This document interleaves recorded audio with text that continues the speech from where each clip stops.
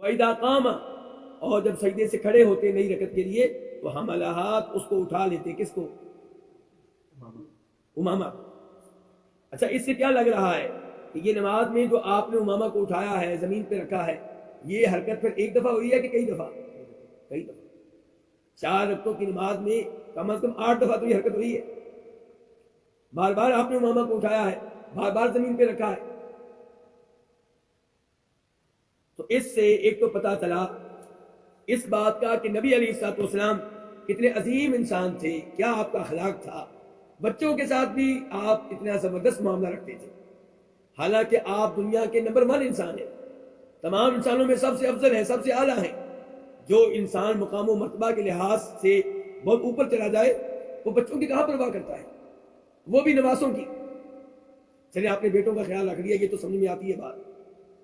پوتوں کا خیال رکھ لیا، یہ بھی بات سمجھ میں آتی ہے. نواسوں کا بھی. کتنے عظیم انسان ہیں آپ. اور ہمیں اس سے سبق حاصل کرنا چاہیے. ہم بھی اپنے بچوں کو، اپنے پوتوں کو، نواسوں کو، دیگر بچوں کو ایسا ہی پیار دیں. بچے معصوم ہوتے ہیں، انہیں محبت دینی چاہیے، ان کے ساتھ مہربانی سے پیش آنا چاہیے.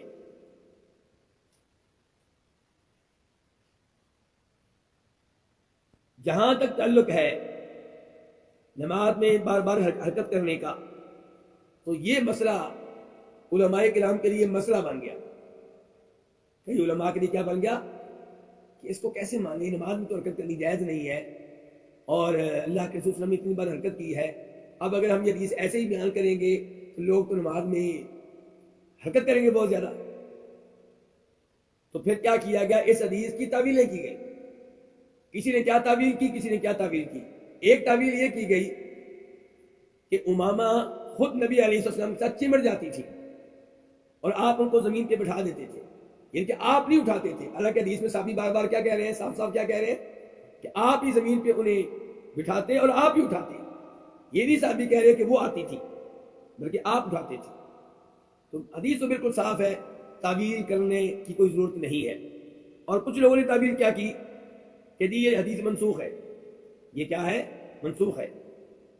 میں یہاں پہ بخاری شریف کی شرح کرنے والے ایک امام ہے، امام قسطلانی، ان کے چند الفاظ آپ کے سامنے رکھنا چاہوں گا.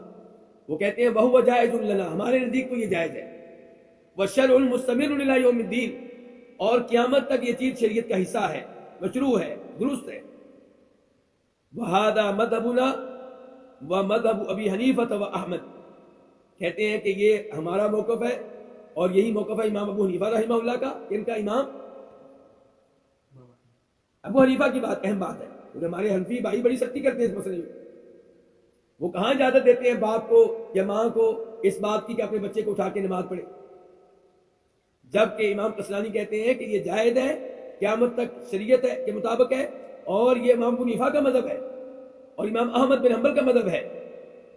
پھر کہتے ہیں وَدَّعَ الْمَالِكِيَّةُ، البتہ مالکی حضرات نے دعویٰ کیا ہے کہ یہ چیز منسوخ ہو گئی، پہلے جائز صاحب جائز نہیں ہے. ہم نے پوچھا بھی کیسے منسوخ ہو گئی، کس نے منسوخ کیا، کس نے کینسل کیا؟ تو کہنے لگے اس حدیث نے جس میں آتا ہے کہ نماز میں حرکت کرنا حرام ہے، نماز میں کوئی عمل کرنا کیا ہے، حرام ہے. لیکن امام قسطلانی کہتے ہیں کہ یہ بات درست نہیں ہے، یہ بات غلط ہے، کیونکہ امامہ والا واقعہ بہت بات کا ہے، جبکہ وہ حدیث جس میں آپ نے کہا تھا ان فی الصلاۃ لشغلا، یعنی کہ نماز میں حرکت نہیں کرنی چاہیے، نماز کے دوران توجہ نماز پہ رہنی چاہیے، وہ تو ہجرت سے پہلے کی ہے، مکہ کی حدیث ہے. یعنی کہ وہ حدیث ہونے کے باوجود آپ نے امامہ کو اٹھایا ہے اور امامہ کو زمین پہ بار بار رکھتے رہے ہیں. تو اس لیے یہ چیز منسوخ نہیں ہے، بلکہ جائز ہے، درست ہے، اور اس میں کوئی حرج نہیں ہے.